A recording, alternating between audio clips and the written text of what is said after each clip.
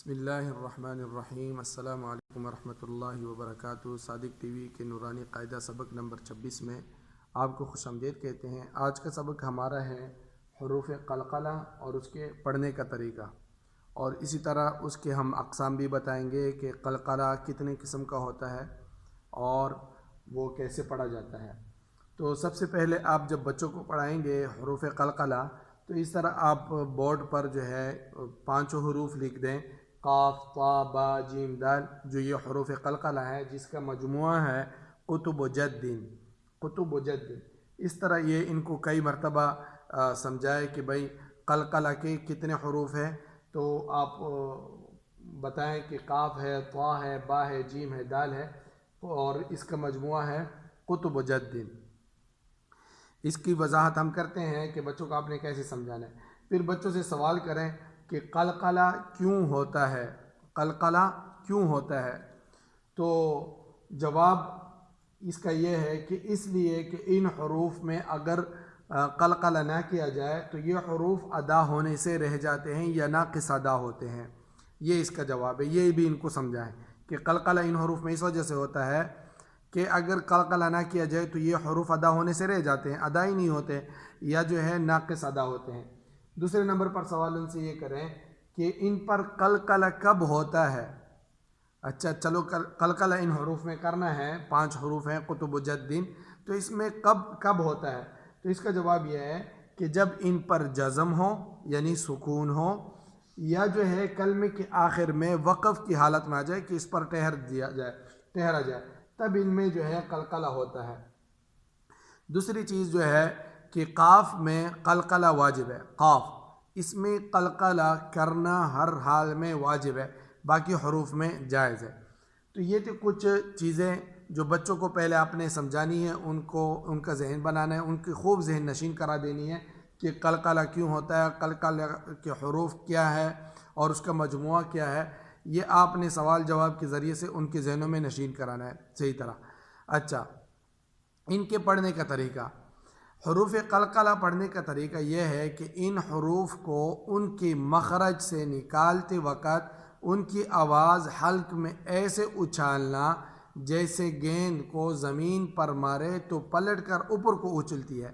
یہ بچوں کو اس طرح سمجھائے کہ اس کے پڑھنے کا طریقہ یہ ہے کہ ان حروف کو جو یہ قاف، طا، با، جیم، دال ہے، ان کو جب ہم ساکن کر کے جزم کے ساتھ پڑھیں گے یا وقف کی حالت میں پڑھیں گے تو اس کو ایسی حالت میں ادا کرنا جیسے ہم گیند کو زمین پر مارتے ہیں اور وہ دوبارہ اوپر کو اچھلتی ہے۔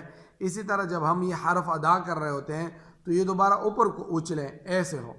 یہ باتیں خوب اچھی طرح ان کو سمجھانے اور ذہن نشین کرانے کے بعد مثالوں کے ذریعے سے بھی اچھی طرح سے ان کو مشق کرائیں۔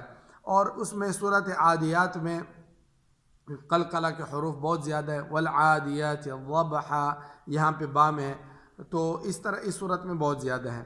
اچھا قلقلہ کتنے قسم کا ہوتا ہے؟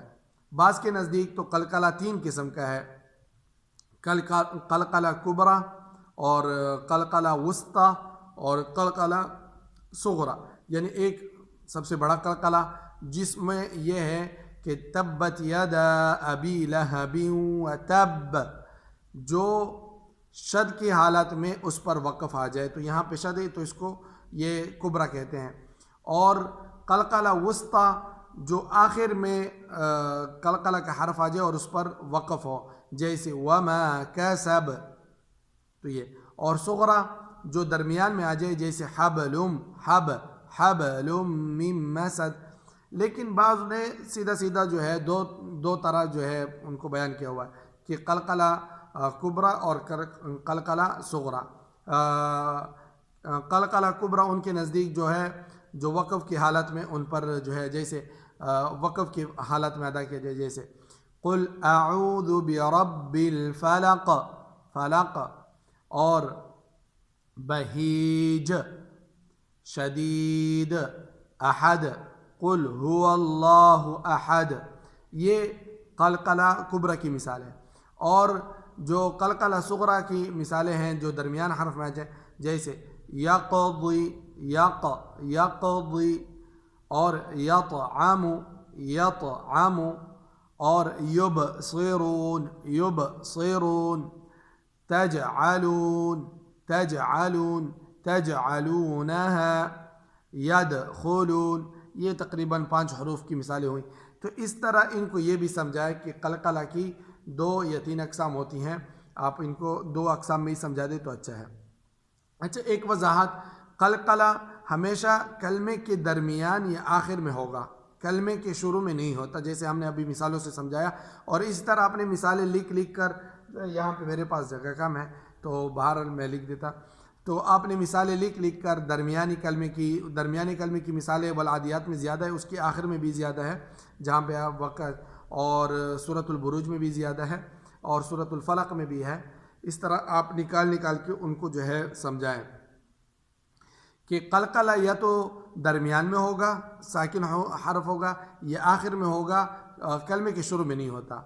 اچھا، 2 حروف ایسے ہیں، ایک وضاحت اس بات کی بھی ہے کہ 2 حروف ایسے ہیں جو قلقلہ کے مشابہ ہیں، تا اور کاف، تا اور کاف، یعنی چھوٹا کاف، کراچی والا کاف، ان میں قلقلہ نہیں کرتے۔ اگر اس پہ آپ اس کو اس طرح ساکن کر کے پڑھتے ہیں، یعنی جھٹکا دیتے ہیں، تو اس میں ہا کی آواز پیدا ہوگی جو غلط ہے۔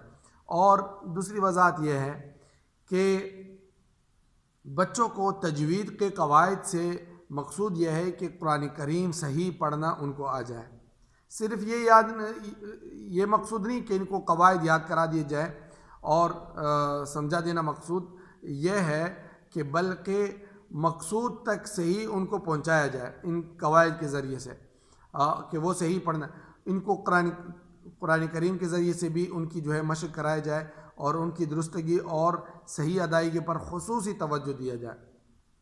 ہر طالب علم قرآن صحیح پڑھ کر جو ہے سیکھے گا اور تو اپنے اساتذہ کے لیے ذخیرہ آخرت بنے گا۔ تو یہ ہے کہ بھئی آپ نے مختلف طریقوں سے ان کو مشق کرانا ہے، مختلف طریقوں سے سمجھانا ہے، اور صرف قواعد یاد نہیں کرانے کہ بس ان کو ان کا رٹا لگا دیا کہ بھئی ان چیزوں میں یہ قاعدہ ہے اور ان چیزوں میں یہ قاعدہ ہے، بلکہ ان کو جو ہے ان پر فٹ بھی کرنا ہے، ان پر اپلائی بھی کرنا ہے، تاکہ وہ اس کے مطابق بھی پڑھے۔ امید ہے کہ آج کا سبق کل کے اسباق کی طرح، باقی اسباق کی طرح آپ کو پسند آیا ہوگا۔ پسند آ جائے تو اس کو لائک کریں، شیئر کریں، اور صدقے جاری سمجھ کر جو ہے ان کو دوسروں تک پلائیں۔ جزاکم اللہ خیرا فی الدارین۔